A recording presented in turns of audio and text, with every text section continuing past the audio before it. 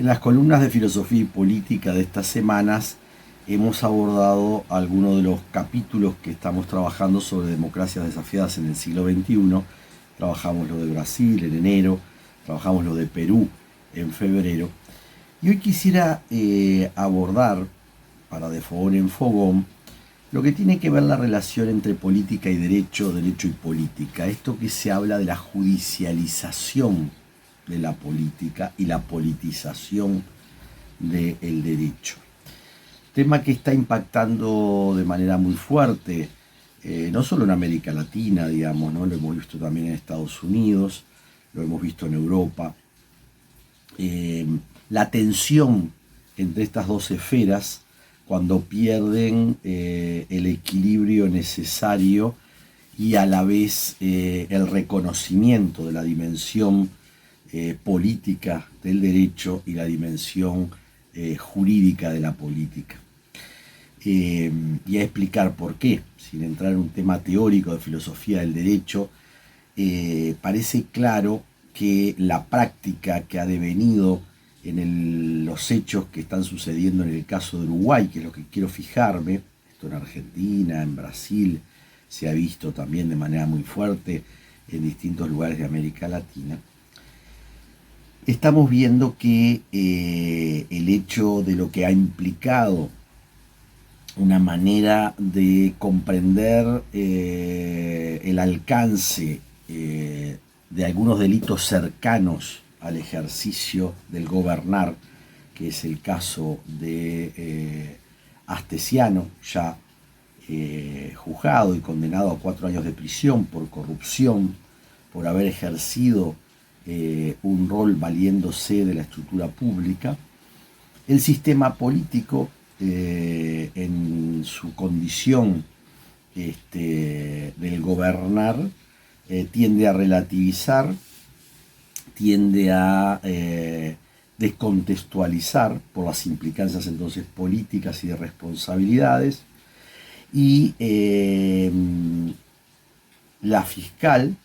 que es un ente autónomo relativo dentro del poder ejecutivo, es decir, no es poder judicial, la fiscal va a abordar el tema en una presión y contradicción política, pero a la vez no visibilizando o no dejando visibilizar las implicancias de sus propios juicios, que tiende a plantearlos en una lógica desde la lógica de Kelsen, que se llama del positivismo jurídico, por el cual ella estaría aplicando la norma en forma aséptica, y esa norma no solamente no está aplicada en forma aséptica parecería ser en algunos aspectos, sino que desconoce o no reconoce, pero en privado ella lo expresa, las presiones brutales del poder político. La oposición ha intentado poner sobre la mesa, el Frente Amplio, este tema sobre la base de reivindicar el alcance de las implicancias políticas, el respeto a la autonomía de la justicia, pero a la vez planteando algo que sí parece oportuno, y es que se tiende a judicializar la política, y esta misma fiscal va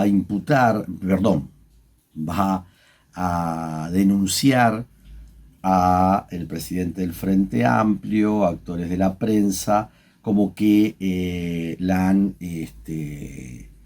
han dicho cosas que le provocan a ella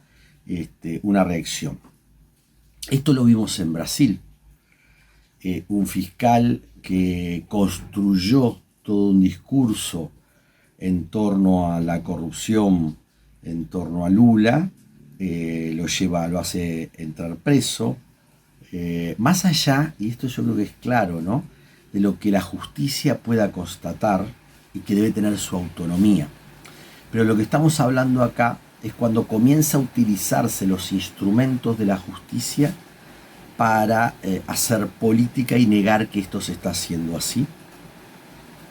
porque la política no la ejercen solo los partidos, la política se ejerce desde las instituciones,